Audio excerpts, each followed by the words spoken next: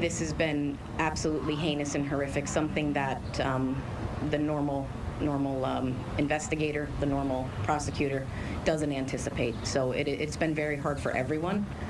The innocence of the child, the brutality of the act.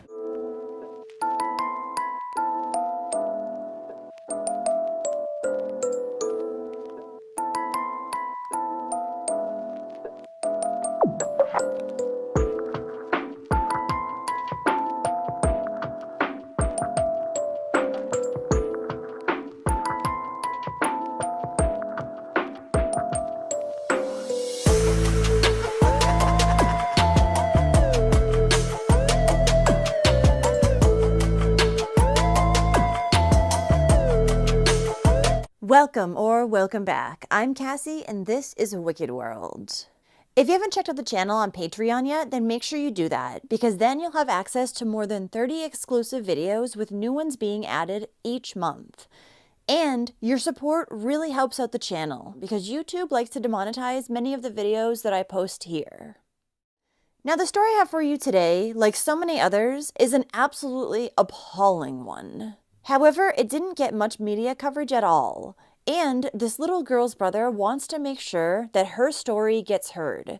So as he says, everyone out there knows things like this cannot happen. This is the story of Josefina Cunningham.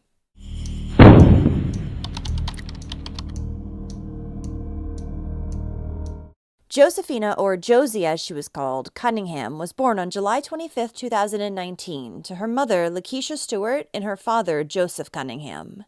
She also had 3 older brothers. Little Josie had been born prematurely and with a hole in her heart.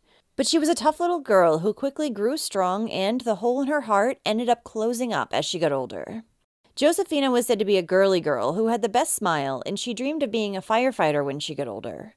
She also enjoyed spending time with her big brother, Jaquan Stewart, singing, especially the song Baby Shark, and she was also very imaginative. Josephine was additionally said to be confident, loving, intelligent, and full of energy. 3-year-old Josephina lived with her mother, Lakeisha, in Rensselaer, New York, which is close to Albany.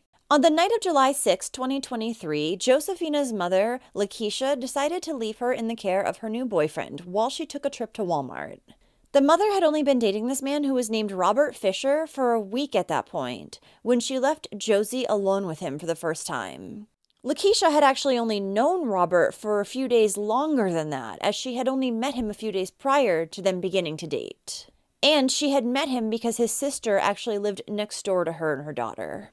Later that evening, when Lakeisha returned back from Walmart around 8 p.m., she would find her daughter Josie sleeping peacefully in her bed. So Lakeisha decided that she was going to head off to bed herself, but before she did, she took her daily medication. In the middle of the night, Lakeisha would wake up and discover that her boyfriend Robert was no longer lying in bed next to her. She made her way into the living room, where she found him lying naked on the couch, scrolling through his phone. She didn't ask any questions, just decided to cover him up with a towel and then return back to bed herself. Then just the next morning, on July 7th, 2023, when Lakeisha woke up, she would discover little Josie lying lifeless in her bed, and she immediately contacted emergency services. Josie was covered in blood, and she was foaming from the mouth. The sheets that she was lying on were also covered in blood. Additionally, her body had light blue spots all over it.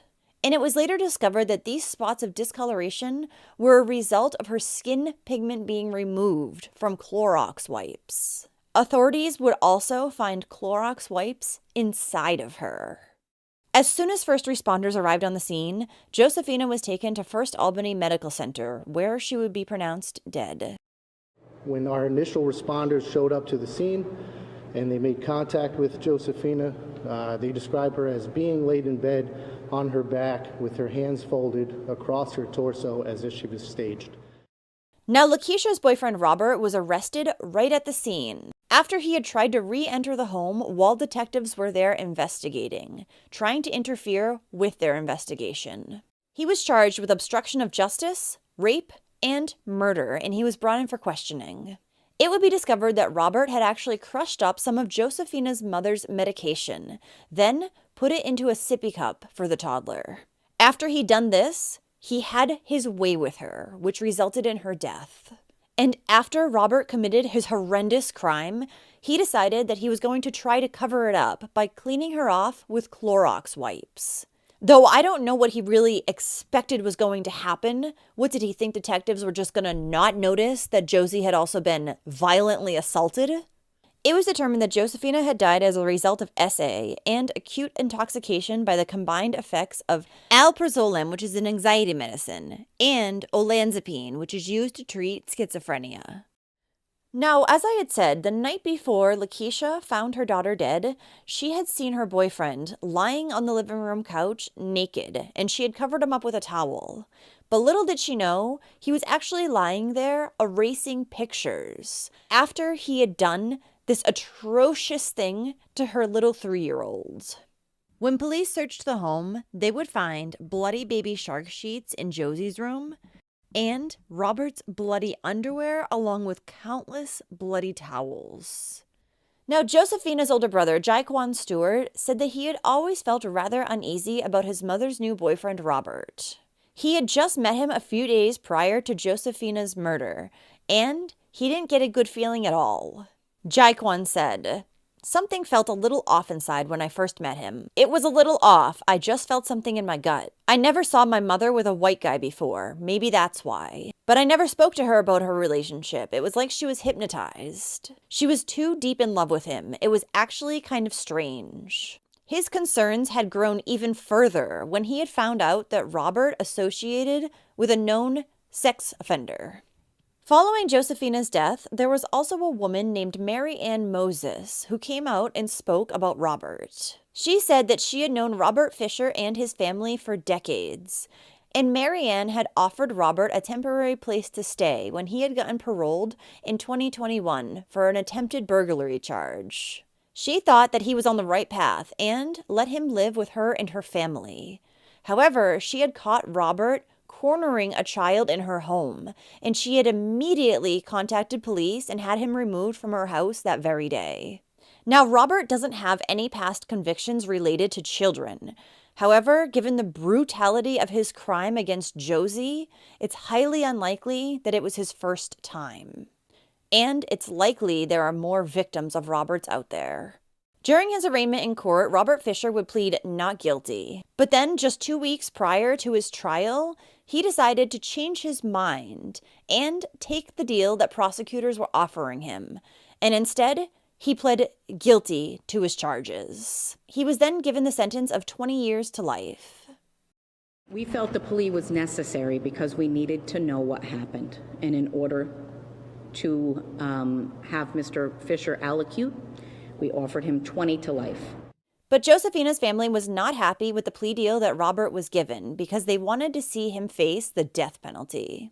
Additionally, Josephina's older brother, Jaquan, wanted to see Robert go to trial so that he could hear the details of his sister's murder, as he believed that this would open up more attention to her case and possibly lead to new laws being written.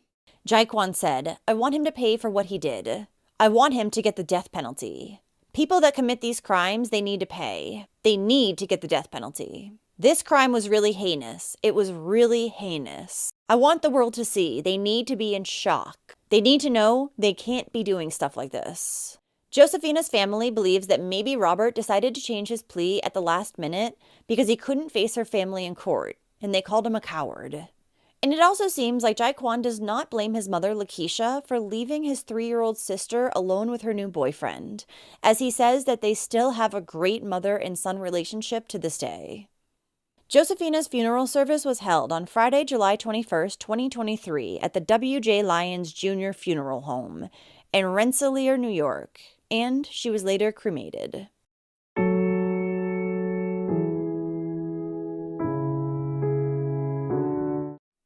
Well, thank you for listening to all of Josephina's story today. Robert is so sick and twisted, but it seems like he knew exactly what he was doing when he preyed upon Josie's single mother, Lakeisha. Though Lakeisha should never have trusted Robert alone with her daughter after only having dated him for a week. And Robert, in my opinion, should never have been given a plea deal at all, because his crime is one of the most atrocious that I've ever heard of, and he definitely should have received the maximum possible punishment for it. So if you like true crime and you want to hear it from me, then don't forget to hit that subscribe button below and turn on your notifications too, so you'll know when I upload a new video, which is at least twice every week. Thanks for watching A Wicked World today. Until next time, take care, guys. Bye. Thank you to all the patrons of A Wicked World. Now, there's even more of A Wicked World on Patreon. So check it out at patreon.com/awickedworld or use the Patreon app. You'll have access to exclusive videos each month and more. Any support truly helps to make sure the victims never get forgotten and to highlight the shortcomings of society associated with each case. Do you have a suggestion for a case you'd like to see me cover? If so, send me an email at awickedworldtruecrime@gmail.com.